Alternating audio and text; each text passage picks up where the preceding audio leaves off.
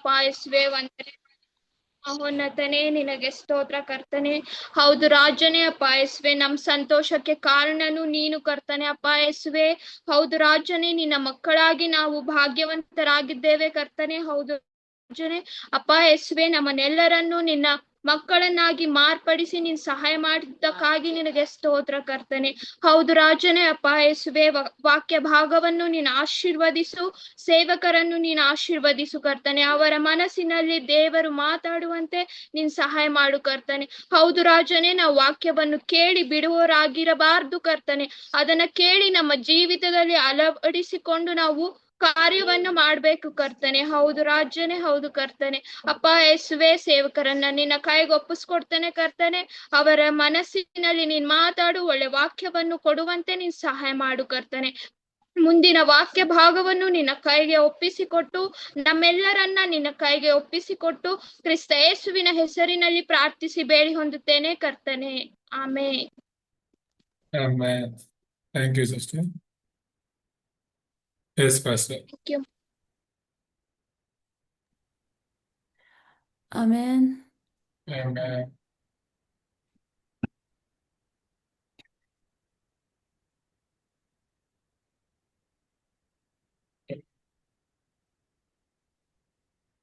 Amen. Let's continue the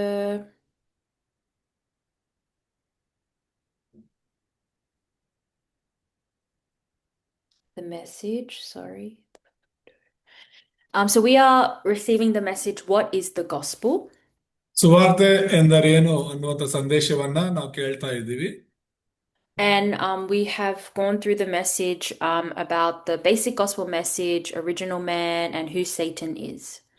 ನಾವು ಎರಡು ವಿಷಯಗಳನ್ನ ನೋಡಿದ್ದೀವಿ, ಮೂಲ ಮನುಷ್ಯನ ಬಗ್ಗೆ ಮತ್ತೆ ಸೈತಾನನ ಅಸ್ತಿತ್ವದ ಬಗ್ಗೆ.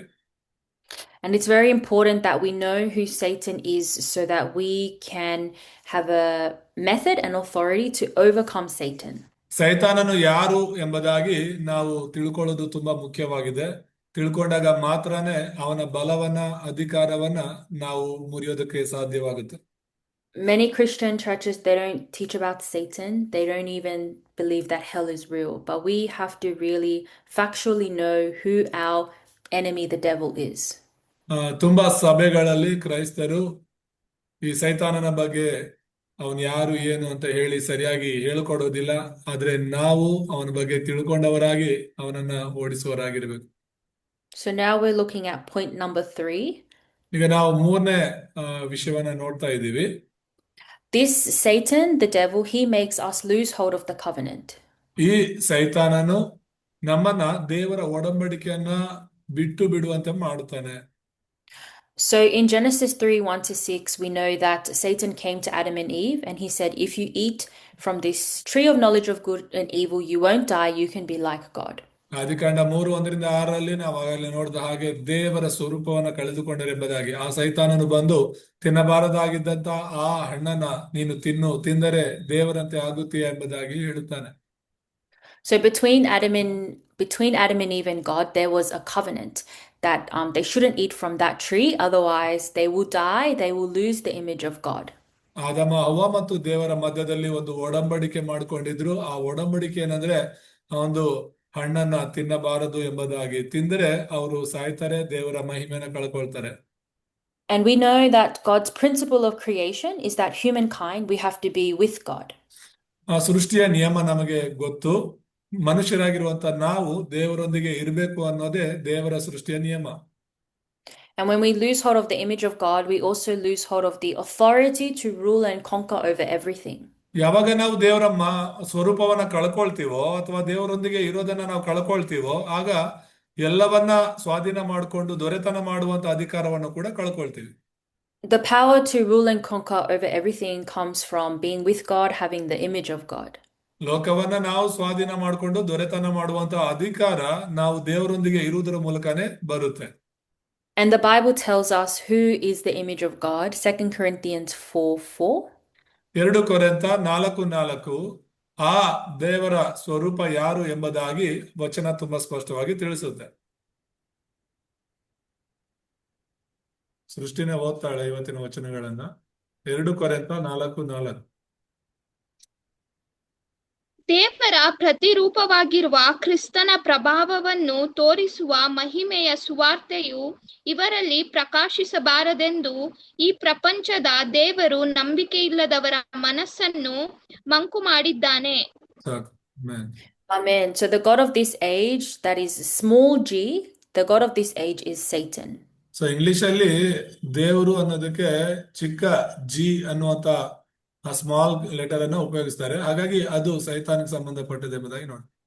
He deceives humankind so that they cannot see the image of God, who the Bible says is Christ. So ದೇವರ ಪ್ರತಿರೂಪವಾಗಿರುವ ಕ್ರಿಸ್ತನು ಅಂತ ತುಂಬಾ ಸ್ಪಷ್ಟವಾಗಿದೆ. ದೇವರ ಪ್ರತಿರೂಪ ಯಾರು ಅಂದ್ರೆ ಕ್ರಿಸ್ತನು. ಆ ಕ್ರಿಸ್ತನ ಒಂದು ರೂಪವನ್ನ ನೋಡಬಾರದು ಅಥವಾ ನಾವು ತಿಳ್ಕೊಳ್ಬಾರ್ದು ಅಂತಾನೆ ಸೈತಾನನ್ ಏನ್ ಮಾಡ್ತಾನೆ, ನಮ್ಮ ಹೃದಯಗಳನ್ನ ಮಂಕು ಮಾಡ್ತಾನೆ.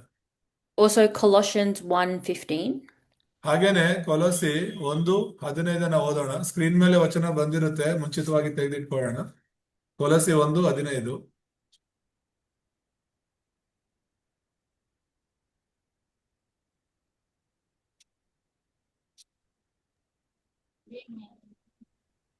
ಸಭೆ ಎಂಬ ದೇಹಕ್ಕೆ ಆತನು ಶಿರಸ್ಸು. ಆತನು ಕೊಲೋಸಿ 1:15. ಹದಿನೈದು. ಆತನು ಅದೃಶ್ಯನಾದ ದೇವರ ಪ್ರತಿರೂಪನು. ದೇವರ ಹ್ಮ್ ಪ್ರತಿರೂಪನು, ಸೃಷ್ಟಿಗೆಲ್ಲ ಜ್ಯೇಷ್ಠ ಪುತ್ರನ ಸ್ಥಾನ ಹೊಂದಿದವನು ಆಗಿದ್ದಾನೆ. Amen. Amen. So Christ, he is the image of the invisible God. So ಇಲ್ಲಿ ಏನಂತ ಇದೆ, ತುಂಬಾ ಸ್ಪಷ್ಟವಾಗಿ ಅದೃಶ್ಯನಾದ ದೇವರು ಅಂದ್ರೆ ದೇವರು ಕಾಣೋದಿಲ್ಲ. ಆ ಕಾಣದೇ ಇರುವ ದೇವರ ಪ್ರತಿರೂಪ ಯಾರು ಅಂದ್ರೆ ಅದು ಕ್ರಿಸ್ತನ್ ಎಂಬುದಾಗಿ ತುಂಬಾ ಸ್ಪಷ್ಟವಾಗಿದೆ. So God doesn't have a physical image. We can't make anything with our hands that looks like God. ದೇವರಿಗೆ ಆಕಾರ ಇಲ್ಲದೆ ಇರೋದ್ರಿಂದ ನಾವು ನಮ್ಮ ಕೈಯಾರೆ ಯಾವ ರೂಪವನ್ನು ಕೂಡ ದೇವರ ಸಂಬಂಧಪಟ್ಟದ್ದು ಮಾಡೋದಕ್ಕೆ ಆಗೋದಿಲ್ಲ. That's why in the Bible it says, do not bow down to anything that is like in the image of God. Don't bow down to statues. Do not do idol worship. ಅದಕ್ಕಾಗಿನೇ ದೇವರು ಹೇಳಿದ್ದು, ಯಾವ ರೂಪವನ್ನು ಕೂಡ ನೀವು ಮಾಡಿಕೊಳ್ಳಬಾರದು, ಮಾಡಿಕೊಂಡು ಅಡ್ಡ ಬೀಳಬಾರದು ಎಂಬುದಾಗಿ. Because God is the invisible God, but God has a spiritual image, and that is Christ. ದೇವರು ಆತ್ಮ ಸ್ವರೂಪನಾಗಿದ್ದಾನೆ. ಆ ಆತ್ಮಿಕ ಒಂದು ರೂಪ ಯಾವ್ದಾದ್ರು ಇದೆ ಅಂದ್ರೆ ಅದು ಕ್ರಿಸ್ತನ್ ಎಂಬುದಾಗಿ ನಾವು ಮಾಡ್ತೇವೆ. And also Hebrews 1:3. ಹಾಗೇನೆ ಇಬ್ರಿಯರಿಗೆ 1:3 ಕೂಡ ಓದೋಣ. ಈತನು ದೇವರ ಪ್ರಭಾವದ ಪ್ರಕಾಶವು, ಆತನ ತತ್ವದ ಮೂರ್ತಿಯು, ತನ್ನ ಶಕ್ತಿಯ ವಾಕ್ಯದಿಂದ ಸಮಸ್ತಕ್ಕೆ ಆಧಾರವೂ ಆಗಿದ್ದು, ಪಾಪ ವಿಶುದ್ಧಿ ಮಾಡಿದ ಮೇಲೆ ಉನ್ನತೋಲಕದೊಳಗೆ ಮಹತ್ವವುಳ್ಳ ದೇವರ ಬಲಗಡೆಯಲ್ಲಿ ಆಸನಾರೂಢನಾದನು. Amen. Amen. So the Son, who is Jesus Christ, he is the radiance of God's glory, the exact representation of his being.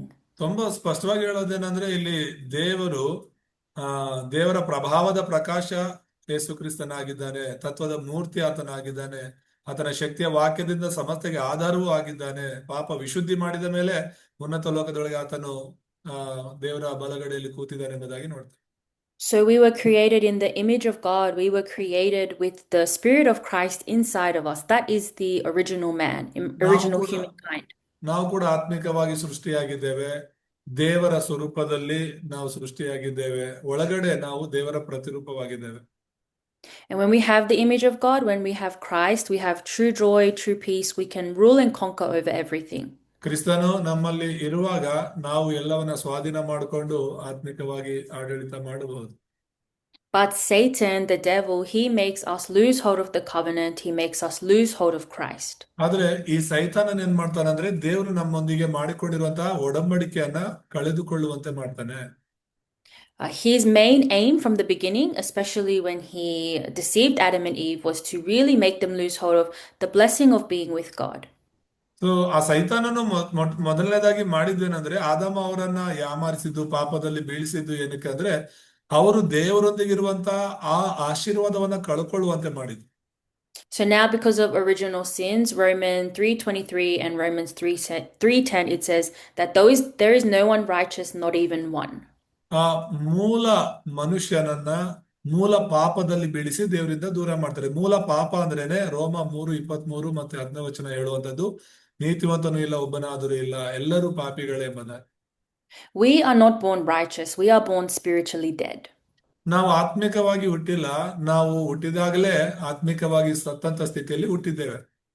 We are all born with original sin, so we have to understand original sin we are already born with it. ಈ ಮೂಲ ಪಾಪವನ್ನ ನಾವು ಚೆನ್ನಾಗಿ ಅರ್ಥ ಮಾಡ್ಕೋಬೇಕು, ಯಾಕಂದ್ರೆ ನಾವು ಹುಟ್ಟಿದಾಗಲೇ ಮೂಲ ಪಾಪದೊಂದಿಗೆ ಹುಟ್ಟಿದ್ದೇವೆ. In the Solomon Islands mission that we went to, one disciple asked us, "How can I explain original sin?" ನಾವು ಸೊಲೊಮನ್ ಐಲ್ಯಾಂಡ್ ಅನ್ನುವಂತ ದೇಶಕ್ಕೆ ಸೇವೆಗಾಗಿ ಹೋಗಿದ್ವಿ, ಇವತ್ತೇ ವಾಪಸ್ ಬಂದಿದ್ದು. ಸೊ ಅಲ್ಲಿ ಒಬ್ರು ನಮಗೆ ಪ್ರಶ್ನೆ ಮಾಡಿದ್ರು, ಏನಂತ ಹೇಳಿದ್ರೆ, ಯಾರಾದ್ರೂ ಕೇಳಿದ್ರೆ ಅವ್ರಿಗೆ ಅರ್ಥ ಆಗೋ ರೀತಿಯಲ್ಲಿ ನಾವು ಮೂಲ ಪಾಪವನ್ನ ಹೇಗೆ ವಿವರಿಸೋದು ಅಂತ. He said, "When does original sin go into us? How can a baby be sinful?" ಆ ಮೂಲ ಪಾಪ ಅನ್ನೋದು ಯಾವಾಗ ನಮ್ಮೊಳಗೆ ಬರುತ್ತೆ, ಒಂದು ಮಗು ಹೊಟ್ಟೆಯಲ್ಲಿದ್ದಾಗಲೇ ಹೇಗೆ ಆ ಮೂಲ ಪಾಪ ಆ ಮಗುವಿನೊಳಗೆ ಬರುತ್ತೆ ಅಂತ ಕೇಳ್ತಿದ್ರು. So my pastor explained that the way we have to think about it is when a baby is born, when the baby turns 10, 20, 30, how can original sin go into them at a specific time? ಆಗ ನಮ್ಮ ಸೇವಕರು ಅವರಿಗೆ ಆಗುವಂತೆ ವಿವರಿಸ್ತಾ ಇದ್ರು. 10 ವರ್ಷ, 20 ವರ್ಷ, 30 ವರ್ಷ ಆದ್ರೂ ಕೂಡ ಹೇಗೆ ಆ ಮೂಲ ಪಾಪ ಒಳಗೆ ಹೋಗುತ್ತೆ ಅಂತ. There is no age, there is no time that we can say original sin goes in at this time, when they're 10 years old, when they're 20 years old. ಆ ಮೂಲ ಪಾಪ ಅನ್ನೋದು ಇಂಥ ಸಮಯದಲ್ಲೇ ಇಂಥ ವಯಸ್ಸಲ್ಲೇ ಹೋಗುತ್ತೆ, ಒಬ್ಬ ಮನುಷ್ಯನಲ್ಲಿ ಅದು ಬರುತ್ತೆ ಅಂತ ಹೇಳೋದಕ್ಕೆ ಆಗೋದಿಲ್ಲ, ಅವ್ರು 10 ವರ್ಷ ಇದ್ದಾಗ್ಲೂ 20 ವರ್ಷ ಇದ್ದಾಗ್ಲೂ ಅಂತ ಹೇಳಿ. Some people say, oh, when the children is like 5, when they go to school, that means they can tell right from wrong, then they become sinful. ಕೆಲವರೆಲ್ಲ ಹೇಳೋದೇನಂತ ಹೇಳಿದ್ರೆ, ಒಂದು ಮಗುವಿಗೆ 5 ವರ್ಷ ಇದ್ದಾಗ ಸ್ಕೂಲ್ಗೆ ಮೊದಲನೇ ಸಲ ಹೋಗ್ತಾರಲ್ಲ, ಆವಾಗ ಅವ್ರಿಗೆ ಒಳ್ಳೇದು ಕೆಟ್ಟದ್ದು ಏನಂತ ಗೊತ್ತಾಗುತ್ತೆ, ಹಾಗಾಗಿ ಅವಾಗ ಅವ್ರು ತಪ್ಪು ಮಾಡೋ ಅವಕಾಶ ಇರೋದ್ರಿಂದ ಆಗಿಂದ ಅವರು ಪಾಪಿಗಳಾಗಬಹುದು ಅಂತ. That's incorrect, because everyone is different. Everyone is like mature in a different way. So original sin is something we are born with already. ಆದ್ರೆ ನಾವು ಅರ್ಥ ಮಾಡ್ಕೋಬೇಕಾಗಿರೋದು, ಆ ಪ್ರೌಢತೆ ಅನ್ನೋದು, ಆ ಮೆಚುರಿಟಿ ಅನ್ನೋದು ಒಂದೊಂದು ಮಗುವಿಗೆ ಒಂದೊಂದು ವಯಸ್ಸಲ್ಲಿ ಬರೋದ್ರಿಂದ ಇಂಥ ವಯಸ್ಸಲ್ಲೇ ಇವರಿಗೆ ಆ ಒಂದು ಜ್ಞಾನೋದಯ ಆಗುತ್ತೆ ಅಂತ ಹೇಳೋದಕ್ಕೆ ಆಗೋದಿಲ್ಲ. So we have to have the biblical perspective. If we use our own human thinking and our own human standing, the word of God can't make sense to us. ಇದೆಲ್ಲ ನಾವು ಶಾರೀರಿಕವಾಗಿ ಅರ್ಥ ಮಾಡ್ಕೊಳ್ಳೋದಕ್ಕೋ ವಿವರಿಸೋದಕ್ಕೋ ಪ್ರಯತ್ನ ಮಾಡುವಂತದ್ದಾಗಿದೆ. ಆದ್ರೆ ನಾವು ಆತ್ಮಿಕವಾಗಿರೋದ್ರಿಂದ ಸತ್ಯವೇದದ ಮೂಲಕ ಇದನ್ನ ಅರ್ಥ ಮಾಡ್ಕೊಳ್ಳುವಂತ ಪ್ರಯತ್ನ ಮಾಡ್ಬೇಕು. But truly, the word of God says we were sinful from birth. We have original sin inside of us. No one is righteous. ಸತ್ಯವೇದ ಹೇಳೋದೇನಂದ್ರೆ, ನಾವು ಹುಟ್ಟಿದಾಗ್ಲಿಂದಲೇ ತಾಯಿ ಗರ್ಭದಿಂದಲೇ ಪಾಪಿಗಳು ಎಂಬುದಾಗಿ, ಎಲ್ಲರೂ ಪಾಪ ಮಾಡಿದ್ದೇವೆ, ದೇವರ ಮಹಿಮೆಯನ್ನು ಕಳ್ಕೊಂಡಿದ್ದೇವೆ ಅಂತ ವಾಕ್ಯ ಹೇಳುತ್ತೆ. So because we have this original sin, the Bible says in Romans 6:23 that the wages of sin is death. ನಾವೆಲ್ಲರೂ ಪಾಪ ಮಾಡಿರೋ ಕಾರಣನೇ ರೋಮಪುರ 6:23 ಹೇಳುವಂತದ್ದು, ಪಾಪ ಕೊಡುವ ಸಂಬಳ ಮರಣ ಎಂಬುದಾಗಿ. If we die inside of our original sin, we have eternal death. ನಾವು ನಮ್ಮ ಪಾಪಗಳಲ್ಲೇ ಸಾಯೋದಾದ್ರೆ ಸತ್ತ ಮೇಲೆ ನಮಗೆ ಶಾಶ್ವತ ಮರಣ ಅನ್ನೋದು ಇರುತ್ತೆ. If no one solves this original sin problem for us, our fate and destiny is to go to eternal hell. ನಮ್ಮ ಈ ಪಾಪ ಕೊಡುವ ಸಂಬಳ ಮರಣವನ್ನ ಯಾರೇ ಆಗ್ಲಿ ಬಂದು ಪರಿಹರಿಸಲಿಲ್ಲ ಅಂದ್ರೆ ನಾವು ಸತ್ತ ಮೇಲೆ ಕೂಡ ನಿತ್ಯ ನರಕಕ್ಕೆ, ನಿತ್ಯ ಮರಣಕ್ಕೆ ಹೋಗ್ತೇವೆ. So that's why God himself has to give us a solution. ಅದಕ್ಕೋಸ್ಕರನೇ ದೇವರೇ ತಾನಾಗಿಯೇ ನಮಗೆ ಒಂದು ಪರಿಹಾರವನ್ನ ಕೊಡಬೇಕಾಗಿತ್ತು. We are mankind. Mankind can't make a solution for themselves. ಮನುಷ್ಯರು, ನಾವೆಲ್ಲರೂ ಮನುಷ್ಯರಾಗಿರೋದ್ರಿಂದ ನಾವಾಗಿ ನಾವು ಈ ಪಾಪಕ್ಕೆ ಪರಿಹಾರವನ್ನ ಕಂಡುಕೊಳ್ಳೋದಕ್ಕೆ ಆಗೋದಿಲ್ಲ. When we try to solve this problem ourselves, this is called religion. ನಾವಾಗಿ ನಾವೇ ಈ ಪಾಪದಿಂದ ಪರಿಹಾರದ ಮಾರ್ಗವನ್ನು ಹುಡುಕೋದಾದ್ರೆ ಅದನ್ನ ನಾವು ಧರ್ಮ ಅಂತ ಕರಿತೀವಿ. Religion and the gospel is completely different. It is not the same thing. Being a Christian doesn't mean you follow a religion. ನಾವು ಅರ್ಥ ಮಾಡ್ಕೋಬೇಕಾಗಿರೋದು, ಧರ್ಮಕ್ಕೂ ಸುವಾರ್ತೆಗೂ ತುಂಬಾ ವ್ಯತ್ಯಾಸ ಇದೆ ಅಂತ ಹೇಳ್ಬಿಟ್ಟು ನಾವು ಕ್ರೈಸ್ತರ ಅಂದ ತಕ್ಷಣ ಕ್ರೈಸ್ತ ಧರ್ಮಕ್ಕೆ ಸಂಬಂಧಪಟ್ಟವರು, ಧರ್ಮದಂತೆ ನಡೆದುಕೊಳ್ಳುವವರಲ್ಲ. So religion is humankind searching for God. We have to make our own way to meet God. ಧರ್ಮ ಅಂದ ತಕ್ಷಣ ಅದು ಮನುಷ್ಯರು ತಾವಾಗಿನೇ ದೇವರ ಬಳಿಗೆ ಬರೋದಕ್ಕೋ ದೇವರನ್ನ ಕಂಡುಕೊಳ್ಳೋದಕ್ಕೋ ಮಾಡುವ ಪ್ರಯತ್ನ. Religion says if you bow down to the shrine, if you bow down 100 times, you can receive forgiveness. ಧರ್ಮ ಹೇಳೋದೇನಂತ ಹೇಳಿದ್ರೆ, ಒಂದು ವಿಗ್ರಹದ ಮುಂದೆ ಹೋಗಿ ಸಾವಿರಾರು ಸಲ 100 ಸಲ ನೀನು ನಮಸ್ಕಾರ ಮಾಡಿದ್ರೆ ಪೂಜೆ ಮಾಡಿದ್ರೆ ಪಾಪ ಪರಿಹಾರ ಆಗುತ್ತೆ ಅಂತ ಹೇಳುತ್ತೆ. Or if you pray to this god or this goddess or this deity, you can receive some blessing. ಈ ದೇವ್ರಿಗೋ ಈ ದೇವತೆಗೋ ನೀನು ಪೂಜೆ ಮಾಡೋದಾದ್ರೆ ಆಶೀರ್ವಾದವನ್ನ ಪಡ್ಕೊಳ್ತೀಯ ಅಂತ ಧರ್ಮಗಳು ಹೇಳ್ಕೊಡುತ್ತೆ. So religion is we try to make our own method to reach God, but this is all incorrect. ಧರ್ಮ ಅಂದ ತಕ್ಷಣ ಮನುಷ್ಯರು ತಾವಾಗಿ ಪ್ರಯತ್ನ ಮಾಡುವಂತದ್ದು, ದೇವರನ್ನ ಭೇಟಿಯಾಗುವಂತದ್ದು, ಇವೆಲ್ಲ ತಪ್ಪಾದ ಮಾರ್ಗಗಳಾಗಿವೆ. ಧರ್ಮಗಳು ತಪ್ಪಾದ ಮಾರ್ಗಗಳು. Also, there is an original meaning of religion. It is Deishdaimonia. It means towards demons. ಈ ಒಂದು ಧರ್ಮ ಅಂತ ಹೇಳಿದ ತಕ್ಷಣ ಅದನ್ನ ಸರಿಯಾಗಿ ಅರ್ಥ ಮಾಡ್ಕೊಳ್ಳೋದಾದ್ರೆ ಸೈತಾನನ ಕಡೆಗೆ ಅಥವಾ ದುರಾತ್ಮನ ಕಡೆಗೆ ನಡೆಸುವಂತ ಮಾರ್ಗ ಅಂತ ತಿಳಿಸುತ್ತೆ. So when we enter into religion, when we try to meet God through our own method, that means you are going towards demons, not towards God. ಅಂದ್ರೆ ಇದರ ಅರ್ಥ ಏನು ಅಂದ್ರೆ ಧರ್ಮಗಳ ಮೂಲಕ ಮನುಷ್ಯರ ಪ್ರಯತ್ನದಿಂದ ನಾವು ದೇವ್ರನ್ನ ಭೇಟಿ ಆಗ್ಬೇಕು ಅಂತ ಪ್ರಯತ್ನ ಮಾಡಿದ್ರೆ ದೇವ್ರ ಕಡೆಗಲ್ಲ, ನಾವು ದೆವ್ವದ ಕಡೆಗೆ ಹೋಗ್ತೀವಿ ಅಂತ ಅರ್ಥ. And the gospel of Jesus Christ is that God came to humankind to give us the solution to go back to him. ಆದ್ರೆ ಸುವಾರ್ತೆ ಅಂದ್ರೆ ಅರ್ಥ ಏನು ಗೊತ್ತಾ? ದೇವ್ರೇ ಮನುಷ್ಯನಾಗಿ ಮನುಷ್ಯರನ್ನ ಹುಡುಕೊಂಡು ಬಂದದ್ದು ಅಂತ. ಧರ್ಮಗಳು ದೇವರನ್ನ ಹುಡುಕೋದಾದ್ರೆ ಸುವಾರ್ತೆ ಹೇಳೋದು ದೇವರು ಮನುಷ್ಯರನ್ನ ಹುಡುಕಿ ಬಂದದ್ದು. ಅದು ವ್ಯತ್ಯಾಸ. So the gospel means that God came down from the throne of heaven in the body of man to die on the cross and resurrect to save us from our fundamental problem. ಸುವಾರ್ತೆ ಅಂದ್ರೆ ತುಂಬಾ ಸ್ಪಷ್ಟವಾಗಿ ನಾವು ಅರ್ಥ ಮಾಡ್ಕೋಬೇಕಾಗಿರೋ ಸಿಂಹಾಸನಾರೂಢನಾಗಿರುವಂತ ದೇವರು ಮನುಷ್ಯನ ರೂಪದಲ್ಲಿ ಈ ಲೋಕದಲ್ಲಿ ಬಂದು ಶಿಲುಬೆಯಲ್ಲಿ ಸತ್ತು ಪುನರುತ್ಥಾನ ಹೊಂದಿದ್ದು ನಮ್ಮೆಲ್ಲ ಪಾಪಕ್ಕೆ ಅದರ ಪರಿಹಾರವನ್ನ ಒದಗಿಸಿದ್ದು.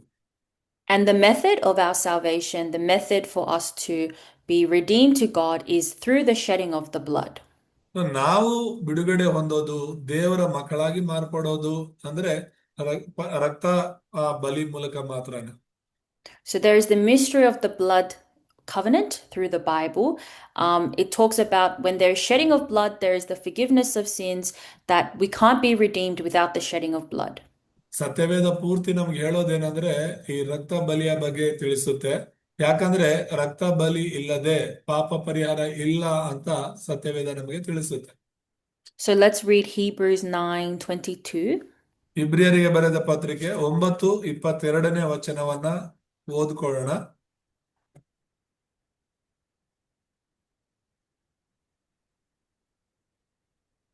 ಇಬ್ರಿ 9:22.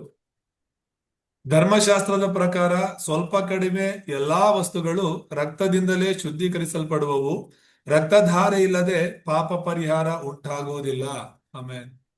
Amen. So without the shedding of blood, we cannot be forgiven of our sins. ರಕ್ತಧಾರೆ ಇಲ್ಲದೆ ನಮ್ಮ ಪಾಪಗಳು ಪರಿಹಾರ ಆಗುವುದಿಲ್ಲ ಎಂಬುದಾಗಿ ವಾಕ್ಯ ಹೇಳುತ್ತೆ.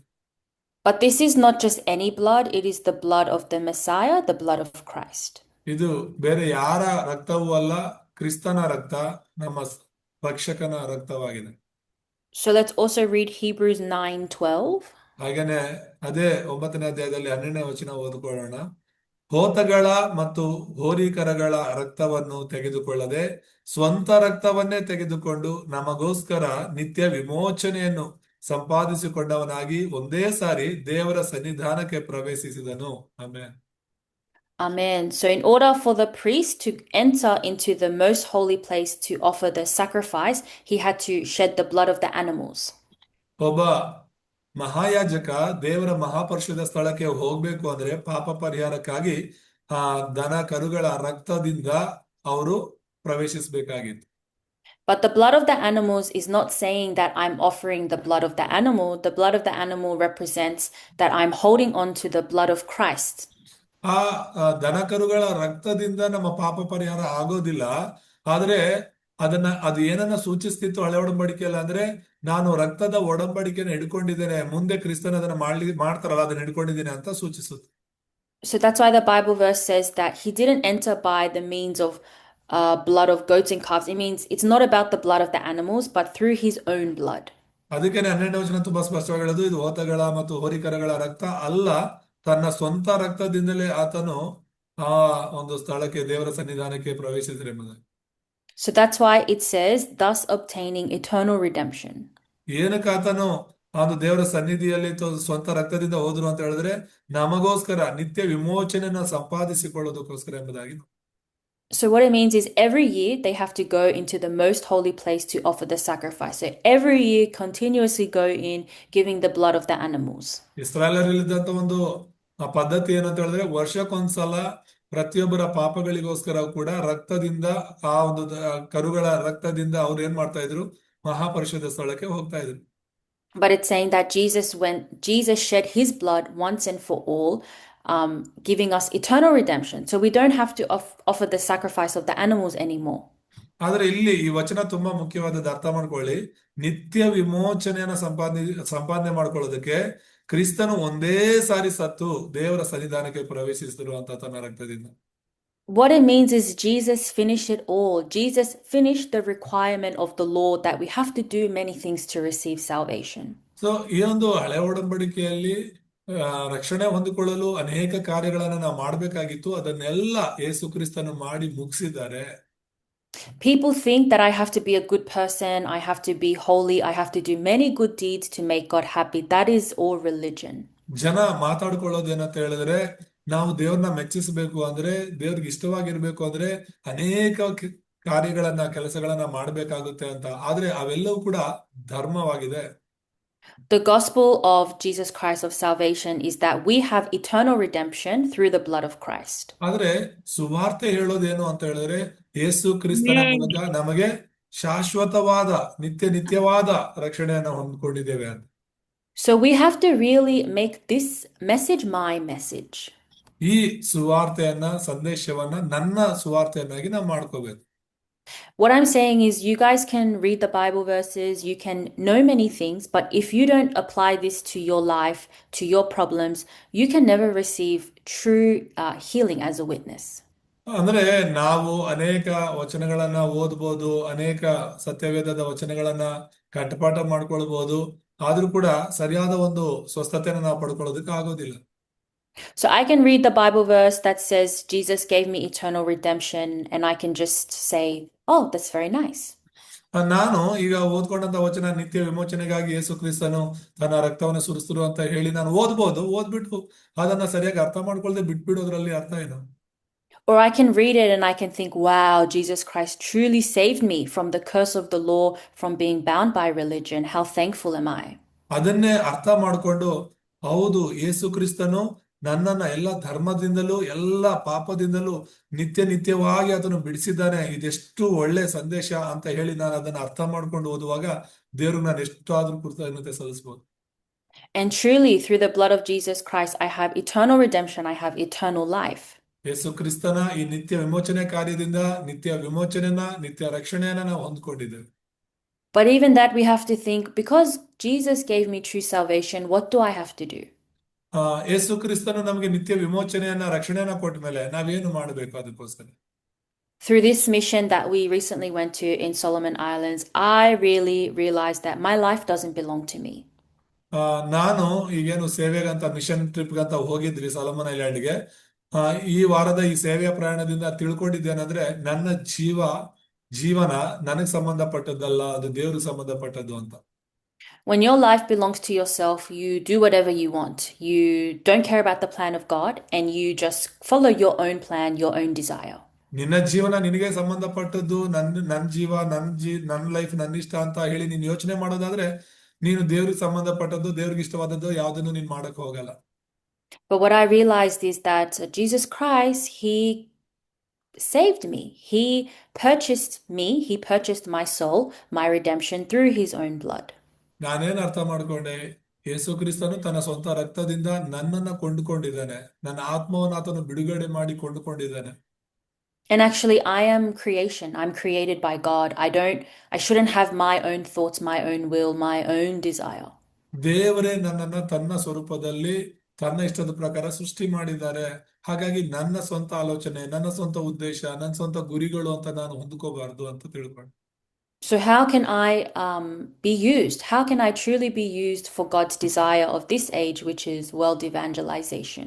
ಈ ಒಂದು ಲೋಕದಲ್ಲಿ ನಾನು ಲೋಕ ಸುವಾರ್ತೆಕನಿಗಾಗಿ ಹೇಗೆ ಉಪಯೋಗವಾಗಲಿ?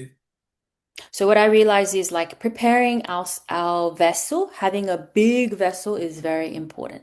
ಏನ್ ನಾನು ಅರ್ಥ ಮಾಡ್ಕೊಂಡೆ ಈ ಸೇವೆಯ ಪ್ರಯಾಣದಿಂದ ಅಂತ ಹೇಳಿದ್ರೆ, ನನ್ನ ಜೀವಿತವನ್ನ ಇನ್ನೂ ಆ ದೊಡ್ಡ ಪಾತ್ರೆಯಾಗಿ ಸಿದ್ಧ ಮಾಡ್ಕೋಬೇಕು. ಆಗ್ಲೇ ನಾನು ಲೋಕ ಸುವಾರ್ತೆ ಕಾರಣಕ್ಕೆ ಹೆಚ್ಚಾಗಿ ಉಪಯೋಗ ಆಗ್ಲಿಕ್ಕೆ ಸಾಧ್ಯ ಎಂಬ ವಿಷಯ.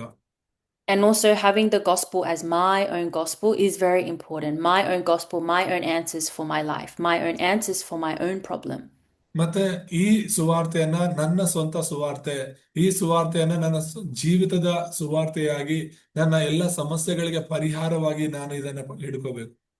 When Christ is my own Christ, when I enjoy Christ, I can happily give my life to be used by the Lord. ಯಾವಾಗ ಈ ಯೇಸು ನನ್ನ ಯೇಸು ಆಗ್ತಾರೋ, ಈ ಕ್ರಿಸ್ತನು ನನ್ನ ಕ್ರಿಸ್ತು ಆಗ್ತಾರೋ, ಆಗ ಕ್ರಿಸ್ತನಲ್ಲಿ ನಾವು ಸಂತೋಷಿಸೋದಕ್ಕೆ ಸಾಧ್ಯವಾಗುತ್ತೆ.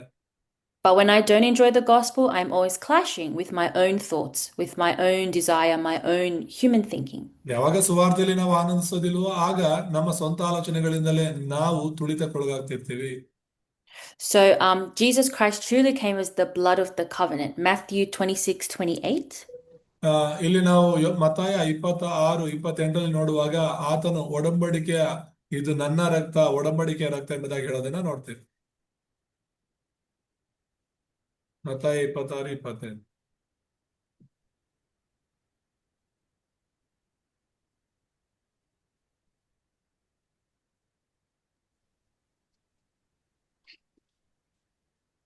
ಇದು ಒಡಂಬಡಿಕೆಯ ರಕ್ತ, ಇದು ಪಾಪಗಳ ಕ್ಷಮೆಗಾಗಿ ಬಹು ಜನರಿಗೋಸ್ಕರ ಸುರಿಸಲ್ಪಡುವ ರಕ್ತ. Amen. So Jesus truly came as the blood of the covenant. Through his blood, we have forgiveness of our sins. ಹೌದು, ನಿಜವಾಗ್ಲೂ ಯೇಸು ಕ್ರಿಸ್ತನು ಒಡಂಬಡಿಕೆಯ ರಕ್ತದೊಂದಿಗೆ ಬಂದಿದ್ದಾರೆ. ಆ ಒಡಂಬಡಿಕೆಯ ರಕ್ತದಿಂದಲೇ ನಮ್ಮ ಪಾಪಗಳು ಕ್ಷಮೆ ಆಗಿವೆ. Amen. So the Bible says Jesus, when he died on the cross, he said, "It is finished." ಯೇಸು ಕ್ರಿಸ್ತನ ಸಿಲುಬೆಯಲ್ಲಿ ಸಾಯುವಾಗ ಹೇಳಿದ್ರು, ತೀರಿತು ಎಂಬುದಾಗಿ. We have a lot of thoughts that bind us, and we have a lot of things that prevent us from going all into the gospel. ನಾವು ಪರಿಪೂರ್ಣವಾಗಿ ಕ್ರಿಸ್ತನೊಳಗೆ, ಸುವಾರ್ತೆಯೊಳಗೆ ಹೋಗೋದಕ್ಕೆ ಅನೇಕ ವಿಷಯಗಳು ನಮಗೆ ತಡೆಯಾಗಿರುತ್ತೆ. But Jesus is really saying, discard all your thoughts, all your thinking, because I already finished everything through my own blood. ಆದ್ರೆ ಯೇಸು ಕ್ರಿಸ್ತನು ಹೇಳ್ತಿರೋದೇನೆಂದ್ರೆ, ಆತನ ಸ್ವಂತ ರಕ್ತದಿಂದ ಎಲ್ಲವನ್ನ ಆತನು ಮಾಡಿ ಮುಗಿಸಿರೋದ್ರಿಂದ ನಮ್ಮ ಸ್ವಂತ ಆಲೋಚನೆಗಳನ್ನ, ನಮ್ಮ ಸ್ವಂತ ಉದ್ದೇಶಗಳನ್ನ ನಾವು ಬಿಟ್ಟು ಕೊಡಬೇಕು. You have to really have a spiritual greed. Spiritual greed, that means you really want to be the one disciple that receives the greatest grace from the message. ನಮ್ಗೆ ಅತ್ಯಾಸೆ ಅನ್ನೋದಿರ್ಬೇಕು. ಯಾವ್ದ್ರಲ್ಲಿ ಅಂದ್ರೆ, ನಾನೊಬ್ಬನೇ ದೇವರ ಶಿಷ್ಯನು, ಲೋಕ ಸುವಾರ್ತೀಕರಣಕ್ಕಾಗಿ ನಾನು ಮಾತ್ರ ಉಳ್ಕೊಂಡಿದ್ದೀನಿ, ನಾನು ಮಾತ್ರಲೇ ಮಾಡಬೇಕು ಅಂತ ಸೇವೆಯಲ್ಲಿ ನಾವು ಅತ್ಯಾಸೆ ಉಳ್ಳವರಾಗಿದ್ವಿ. You have to have the spiritual greed to continuously pray for your field, your family, your nation. ಆ ಒಂದು ಆತ್ಮಿಕ ಅತ್ಯಾಸೆ ಅನ್ನೋದಿರಬೇಕು. ನಿನಗೋಸ್ಕರ, ನಿನ್ನ ಕುಟುಂಬಕ್ಕೋಸ್ಕರ, ನಿನ್ನ ಕ್ಷೇತ್ರಕ್ಕೋಸ್ಕರ, ಸಭೆಗೋಸ್ಕರ ಪ್ರಾರ್ಥನೆ ಮಾಡುವಂತ ಅತ್ಯಾಸೆ ಹೊಂದಿರ್ಬೇಕು. God is the abundant God. There is nothing God can't do.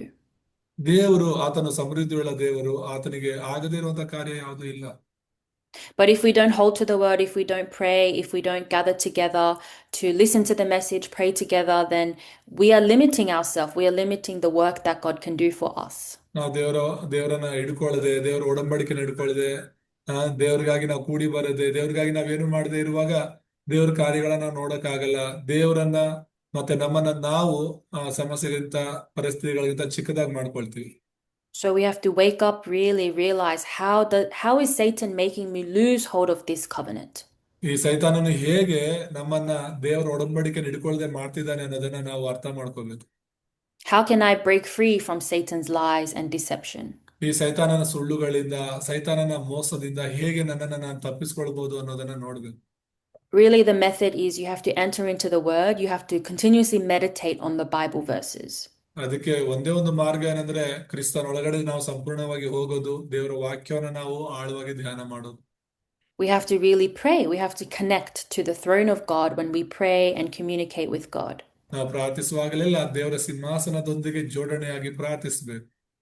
So remember, you guys aren't just like learning kind of like a lesson, but really you are making this message your own message.